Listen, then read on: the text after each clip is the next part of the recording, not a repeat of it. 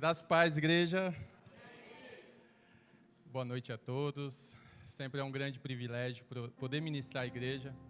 Acho que é algo rotineiro quando eu vou ministrar. Eu sempre é uma frase minha montada, né? É um grande prazer. Eu agradeço a Deus pela oportunidade, pela vida dos meus pastores, pela confiança de estar podendo ministrar a igreja. É sempre um desafio muito grande, porque a gente, quando tá lá em cima na mídia, tá atuando, tá correndo para lá e para cá, a gente não consegue sentir a mesma pressão quando a gente sobe aqui em cima. Parece que as pernas começam a ficar trêmulas, você começa a esquecer o que você ia falar, mas eu creio que é o Senhor que nos conduz, é o Senhor que nos capacita, é o Senhor que nos direciona. Amém? Bom, irmãos, nas últimas semanas nós fomos ministrados aí, estamos sendo ministrados, né, sobre a metanoia, né, a transformação de mente, com base no texto de Romanos 12, do 1 ao 2. Essa mudança de mente nos traz uma transformação em nossas vidas, né? E hoje, para seguir na mesma linha dessas ministrações, desses temas, eu separei um tema para a ministração de hoje que diz assim: uma transformação que produz arrependimento. Baseado no texto de 2 Coríntios 7, 9. Que diz assim: a tristeza, segundo Deus, produz um arrependimento que leva à salvação, e não remorso. Mas a tristeza, segundo o mundo, produz morte.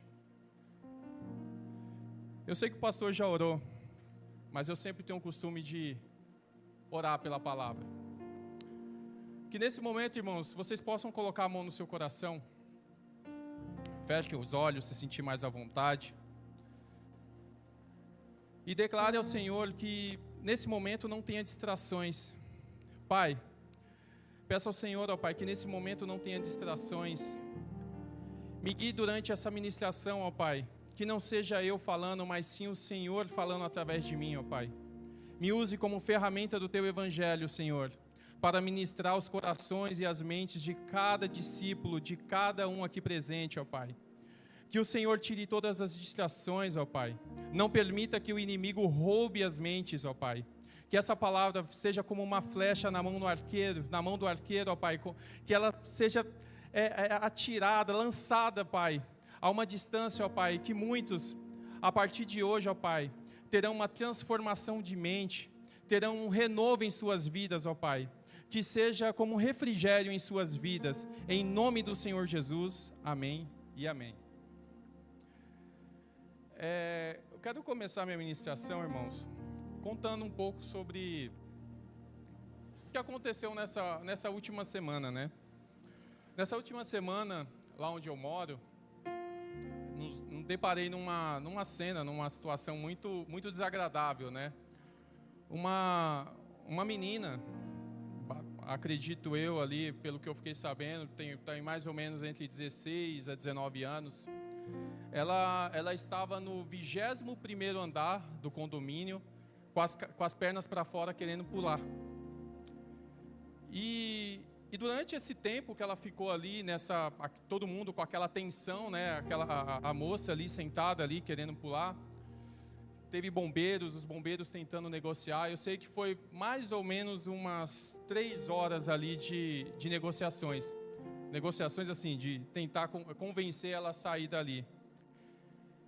E durante as 3 horas, né, se via muita movimentação naquele lugar, né, e aquele desespero tomava conta, né. A gente ali tem um grupo do condomínio que sempre fica comunicando os acontecimentos, tudo que acontece ali, tudo que rola ali no condomínio. E eu vendo uma situação daquela, eu fico imaginando, né, muitas pessoas devem olhar para uma situação daquela e falar: não, é frescura, né, como as pessoas costumam dizer. É frescura, ela queria chamar a atenção de alguma forma, sei lá, algo nesse tipo. A gente escuta muito comentário como esse numa situação de desespero dessa. Pelo que eu fiquei sabendo ali, parece que o namorado terminou com ela tal, e ela ficou desesperada. Ela ficou desesperada e isso, quando eu olhei para aquela situação, eu vi quando a gente não tem uma família estruturada, quando a gente não tem a presença de Deus na nossa vida, o quanto qualquer situação nos derruba, nos deixa para baixo, nos faz tomar decisões ali que, por muitas das vezes, não era, se a gente tivesse são de verdade ali naquele momento, a gente não tomaria uma decisão como essa, né? E a palavra de Deus nos mostra, né, como acabamos de ler, que a tristeza, segundo o mundo, ele gera morte. E isso é o que poderia ter acontecido com aquela menina. No meio do desespero, alucinada, ela não pensou no ato que ela poderia estar cometendo, né? Na atrocidade que ela poderia cometer naquele momento. E durante aquele momento, eu sempre levo meus cachorros ali para passear, e lá da onde fica, onde tem um espaço lá, eu olhei para cima e eu vi, na verdade eu tentei ver, estava muito alto, é muito alto, é tão alto que você não consegue nem enxergar direito onde a menina estava. Eu comecei a interceder por ela. Eu comecei a orar, né? Naquele momento, repreendendo o espírito de morte sobre a vida daquela menina. Enquanto, irmãos, por incrível que pareça, parecia um show. Muitas pessoas subiram no terraço para ficar filmando. Pessoas ficaram paradas lá embaixo, não paravam de olhar para ela. A avenida onde eu moro, ela foi fechada. Enquanto tinha filas de pessoas olhando, filmando, gravando, só esperando o pior acontecer. Porque quando a pessoa ela tem um tipo de atitude desse, chega até filmar, ela não está querendo a libertação da pessoa. Ela está querendo mais um vídeo para ganhar mais um viewers ali na internet. Postar algo, uma atrocidade como essa. Só que, irmãos, da mesma forma que eu fui uma das pessoas que estava ali intercedendo pela vida dela, nessa rua não tinha só pessoas filmando. Tinha pessoas que fizeram uma roda de oração e começaram a orar pela vida dela. E durante essas 3 horas ali, durante esse tempo, essa aflição, né, daquela situação que a gente fica com aquela apreensivo, né, querendo ou não, às vezes a gente sempre fica esperando o pior acontecer, ainda mais numa situação como essa. Graças a Deus, durante esse tempo, essas horas ali, conseguiram tirar ela, e ela não cometeu suicídio.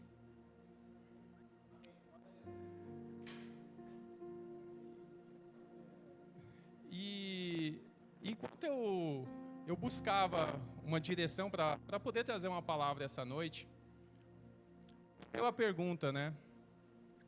O que seria de mim sem Cristo? Vocês já fizeram essa pergunta para vocês mesmos? Um momento assim da sua vida parado, pensando em várias coisas que vocês faziam ou ainda fazem, não sei. Se perguntaram, o que seria de mim sem Cristo? O Senhor, Ele me resgatou, irmãos. O Senhor me resgatou enquanto eu queria tirar a minha vida. Pois no momento de desespero da minha vida, eu me via naquela mesma situação daquela menina. E a solução mais fácil para acabar com os problemas, para mim, naquele momento, era tirar a minha vida. Só que infelizmente, irmãos, nem todos têm essa oportunidade. Quantas vezes não tem essa oportunidade de poder ter uma pessoa ali para poder cuidar de você, uma pessoa para direcionar, né? Nem todos têm essa oportunidade. Quantas pessoas já perderam a vida sem ao menos ter a chance de ouvir sobre a palavra de Deus? Ou por muitas das vezes já até ouvir a palavra de Deus, mas não tiveram a chance de ser cuidado, de ser discipulado por alguém. Quantas pessoas não tiveram essa chance de recomeçar? O Senhor, Ele transformou todo aquele meu remorso, toda aquela minha tristeza em arrependimento. E esse arrependimento, irmãos, ele não trouxe apenas salvação para a minha vida. Ele trouxe salvação para a minha família. Ele trouxe salvação para amigos. Ele trouxe salvação e tem trazido salvação para muitas pessoas. Às vezes acontecem situações em nossas vidas que a gente fica sem saber, não entende, né? Não sabe por que aquilo aconteceu, não sabe por que a gente está passando por algo. Mas tudo faz parte dos planos do Senhor. No momento de desespero da minha vida, eu sentado numa janela do meu apartamento, sentado na janela do meu apartamento, com um pano enrolado no meu pescoço, pronto para pular, o Senhor, Ele falou comigo. Às vezes eu pergunto, né, como o Senhor falou com você? Às vezes as pessoas ficam perguntando, mas como o Senhor falou com você? Simplesmente falou, irmãos. A gente sente no coração, talvez não foi uma voz audível, não foi alguém assim falando comigo necessariamente naquele momento, mas Ele falou comigo, eu senti no meu coração. E foi nesse momento, nessa oportunidade, né, que o Senhor, Ele me deu, né, que eu pude conhecer pessoas,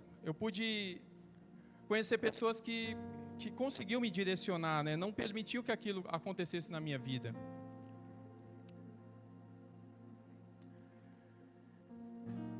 Eu venho de uma família, irmãos, que a minha família ela não tem uma estrutura emocional boa. É uma família onde muitos cachaceiros, muitas pessoas com depressão,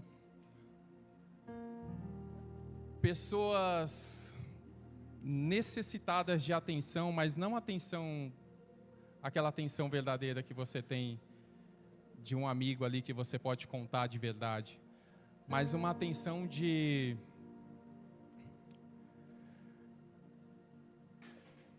como se quisesse estar num pedestal ali,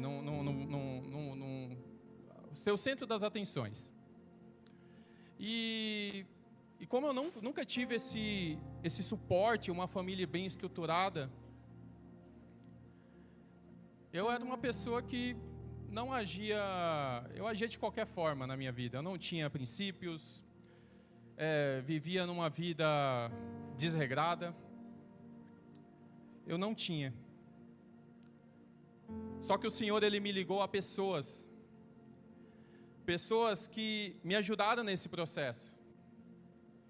E hoje, eu e você tem essa oportunidade de sermos um canal de Deus na vida de outras pessoas. Sei que ficou um pouco tenso, vou dar uma salva de palmas para o Senhor, por favor.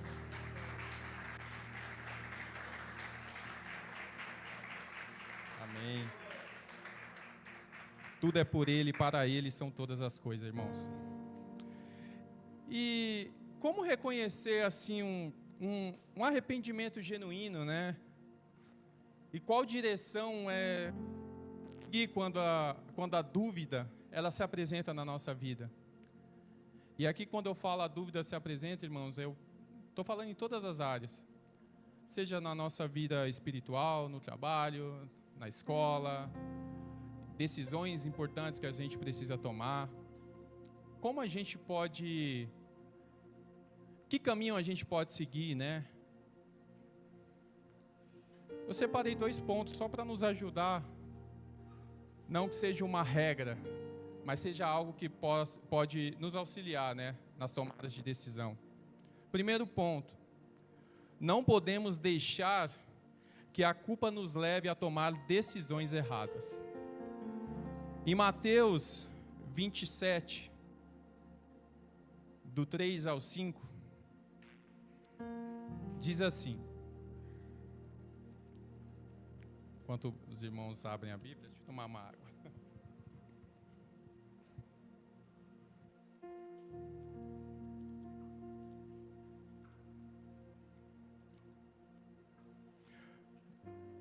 Quando Judas, que havia traído, viu que Jesus foi condenado, foi tomado de remorso e devolveu aos chefes dos sacerdotes e aos líderes religiosos as 30 moedas de prata. E disse: pequei, pois traí sangue inocente. E eles retrucaram: que nos importa? A responsabilidade é sua. Então Judas jogou o dinheiro dentro do templo e, saindo, foi e enforcou-se. Aqui eu quero deixar um exemplo de Judas Iscariotes. Quando Judas viu o pecado que havia cometido, ele sentiu remorso. Porém, esse remorso, irmãos, ele não levou a um arrependimento genuíno. Pois o pensamento dele, no momento de desespero, foi tirar a própria vida. Pois ele não queria encarar a culpa pelo sangue inocente derramado. Muitos irmãos, infelizmente, não aguentam a pressão. E mesmo na presença de Deus, temos que vigiar. Pois o inimigo ele é sujo. E ele pode transformar a nossa mente de uma forma negativa. Durante essa semana, as últimas semanas, a gente sempre tem falado de transformação de mente, de metanoia. E a gente sempre vai na linha de transformar a nossa mente de uma forma que a gente tem de fato uma mudança de vida verdadeira, uma renovação em nossas vidas. Só que quando a gente não tem como que eu posso dizer? Quando a gente não está fortalecido de certa forma na presença do Senhor, quando a gente está levando as coisas de qualquer jeito, o inimigo ele nos derruba, irmãos. E aquela transformação que poderia trazer renovo, ela pode trazer morte. Judas esteve ao lado de Jesus. Quem poderia ter um discipulador melhor do que esse? Isso significa, irmãos, que mesmo na presença de Deus, podemos falhar. Pois quando agimos segundo as nossas próprias convicções e não segundo os princípios, a mudança de mente, ela pode ser negativa. Quantos irmãos a gente vê se perdendo por aí? Quantos irmãos a gente vê se afastando da presença do Senhor? Pessoas que têm talento, pessoas evangelísticas, pessoas que só de falar uma palavra, outras pessoas se prostram no chão. Quantas vidas a gente vê no mundo afora que conhecem a palavra de Deus? Pessoas que, às vezes tem pessoas que eu tenho até medo de conversar, porque eu não conheço a palavra igual muitas pessoas que estão aí afora. E mesmo assim, você vê essas pessoas não seguindo princípios. Você vê essas pessoas magoadas, rancorosas, com remorso. Só que como lemos lá atrás, o remorso ele traz morte. Ele não traz um arrependimento genuíno. Irmãos, a transformação em nossas vidas só pode ocorrer quando, primeiro, confessamos os nossos erros e encaramos ele de frente. Pois a decisão lá atrás, irmãos, ela já foi tomada. Porém, ela não precisa ser motivo de desistir de tudo, ou largar a mão de tudo. Muito pelo contrário, é encarando que conseguimos avançar. Quando confessamos os nossos pecados, nós avançamos, nós jamais iremos retroceder. Quando a gente reconhece que erramos, seja numa palavra mal direcionada, seja numa atitude, quando reconhecemos de fato o nosso erro, ali sim haverá transformação. Segundo ponto, não podemos nos apoiar no nosso próprio entendimento. Provérbios 3:5 diz: confie no Senhor de todo o seu coração e não se apoie no seu próprio entendimento. Temos que reconhecer, irmãos, que não sabemos de tudo e estar disposto a ser guiado por Deus abandonando o próprio entendimento. Irmãos, não adianta você falar que sabe disso ou daquilo. Sempre vai ter alguém que sabe mais do que você. Sempre. Sempre vai ter uma pessoa que vai ter uma opinião diferente que a sua. Sempre vai ter uma pessoa que faz melhor do que você. Por isso a gente não pode se apegar no nosso próprio entendimento, no nosso próprio ego, que é o ego, né? É o orgulho que nos faz ter esse tipo de atitude. Muito pelo contrário, irmãos. Temos que nos apegar a Deus. Apenas Ele pode nos direcionar, pode nos guiar. Apenas Ele é a resposta. Apenas Ele é a salvação. Não adianta você querer falar que eu consigo sozinho, eu vou mudar. Eu não preciso de ninguém para me direcionar, eu não preciso de ninguém para cuidar de mim. Muito pelo contrário. Se você tiver esse tipo de pensamento, irmãos, repreenda agora. Não permita que o inimigo deixe que essa mentira colocada na sua cabeça se propague e tome conta de você. Amém? Quando passei pelo momento mais delicado da minha vida, eu coloquei tudo nas mãos do Senhor. E Ele preparou, cuidou de cada detalhe. Pois eu sabia, irmãos, que pelas minhas próprias forças eu jamais iria conseguir. Jamais. Foi aí que conhecemos os pastores Cássio e Dani. A partir daquele momento, irmãos, eu faço questão de sempre lembrar a mesa. Quando nós entramos na casa dos pastores, a partir daquele momento, nos permitimos sermos discipulados. A partir do momento, irmãos, que a gente permite que alguém de fora da sua casa, que não te conhece, que não conhece suas dores, não conhece suas batalhas, suas lutas, a partir do momento que você permite que essa pessoa entre dentro da sua casa, entre dentro da sua vida e começa a mexer os pauzinhos, você já se permitiu ser discipulado.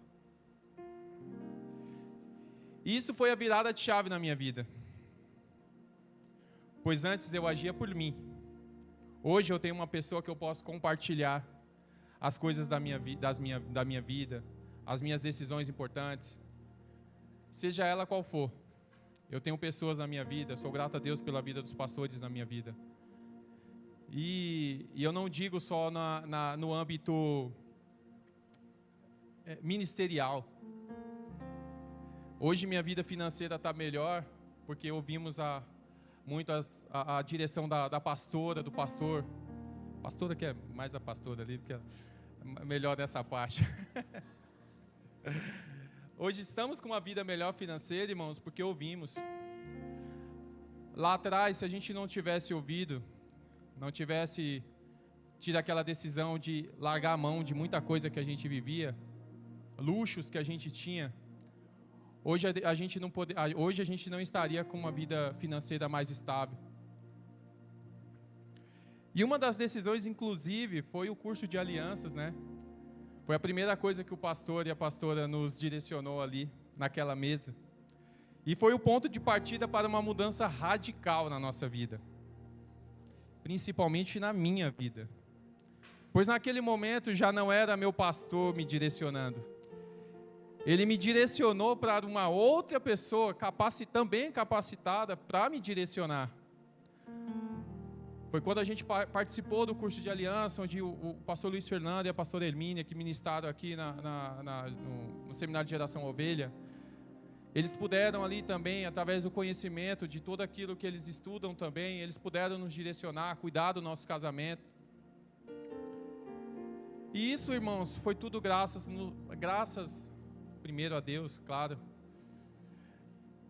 mas foi a mudança de mente na nossa vida, de nos permitirmos sermos discipulados, nos permitimos ter alguém na nossa vida ali para nos guiar. Foi onde eu percebi que sozinho eu não daria para caminhar. Eu precisava de alguém e preciso de alguém para me direcionar. E hoje, novamente eu digo, sou grato a Deus pela vida dos meus pastores. Porque sempre quando eu tenho qualquer tipo de dúvida, preciso tomar qualquer decisão, eles estão lá para me apoiar, para direcionar. Amém? Foi até rápido, ó. Conclusão.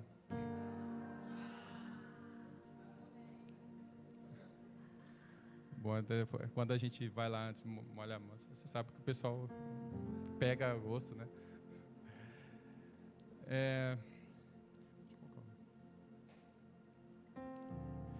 Se é para sermos radicais em nossa vida, irmãos, que seja contra o pecado.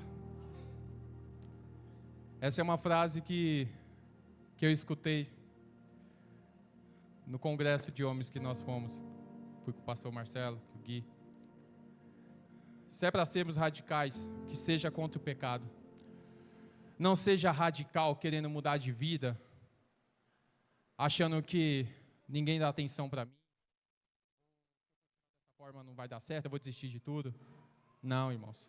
Seja radical contra o pecado. O remorso e a culpa, muitas vezes, nos paralisam, impedindo-nos de avançar na fé e de nos aproximar de Deus, pois esses sentimentos podem nos conduzir novamente ao erro. Mas quando buscamos o perdão do Senhor, Ele remove a barreira que o pecado levantou. E quando nos deixamos ser cuidados por Deus e por quem Ele colocou em nossas vidas, sua transformação gera em nós um arrependimento genuíno. E é esse verdadeiro arrependimento, nos conduz à salvação. Coloque a mão no seu coração, feche os olhos.